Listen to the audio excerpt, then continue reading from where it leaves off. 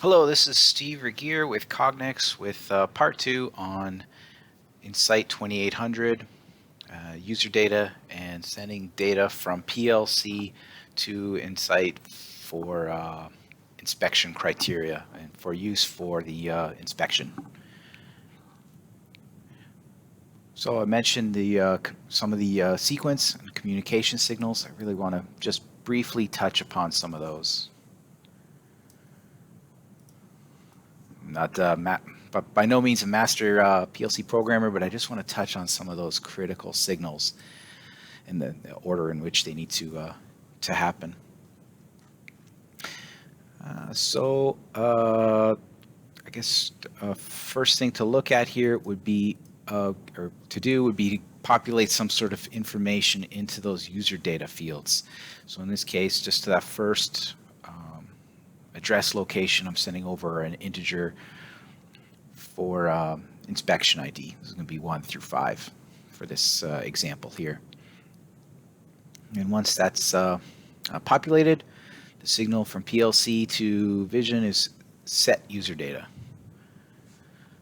The Vision system will reply back to that with set user data acknowledge to confirm. Next step in the sequence is to trigger, control.trigger. And again, there's a dedicated acknowledgement signal with trigger acknowledge. So at this point then the PLC would be just waiting for some inspection results and for inspection to finish. And that is signaled through status.resultsValid.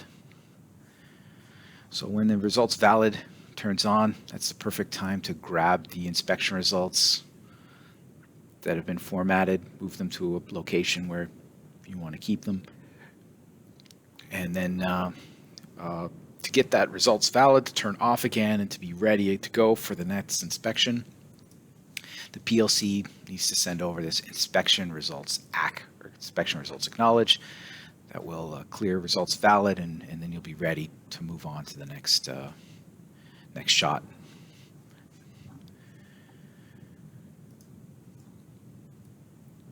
All right, from there, let's get into the configuration of the 2800 itself.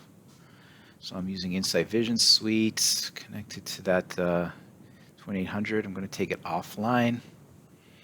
There's a bit of an odd sequence to go through here, so I'll take you through how this one's configured before moving on. So I'm going to jump to inspection. And what's necessary is a math and logic tool right up at the beginning of the, or near the top of the listing of tools here. And what's necessary is in one of these cells to set up kind of a location where this user data is going to eventually land. So in this case, at this A2 location, I set up a edit int or edit integer.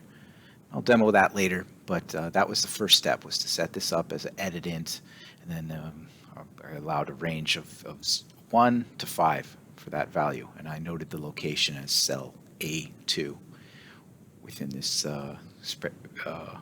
math spreadsheet. So this needs to be done first, and then once that's configured, you can jump to the communications step.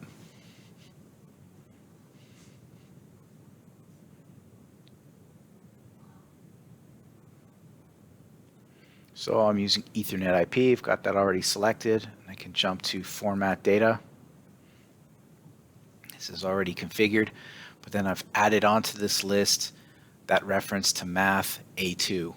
Configured the data type as a 32-bit integer, and then I am immediately getting a value back there based on the last set user data and last trigger.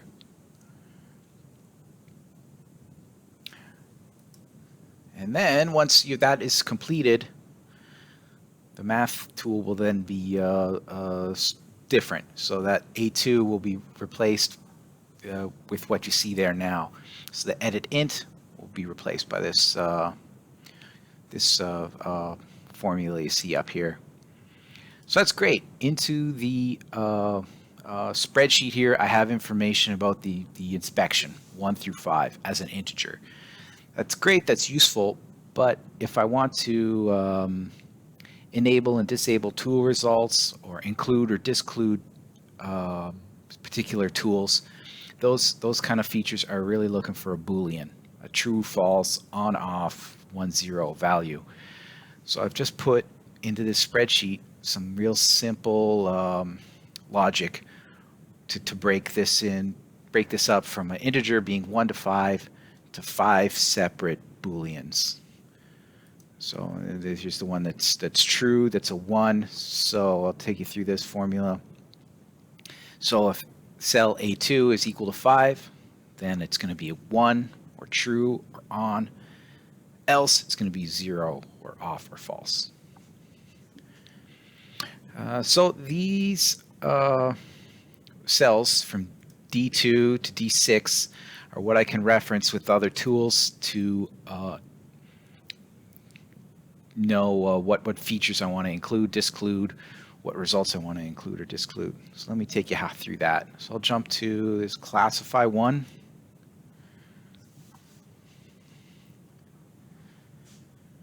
And this is an advanced feature, so I need to click on the gear here to see the advanced tools.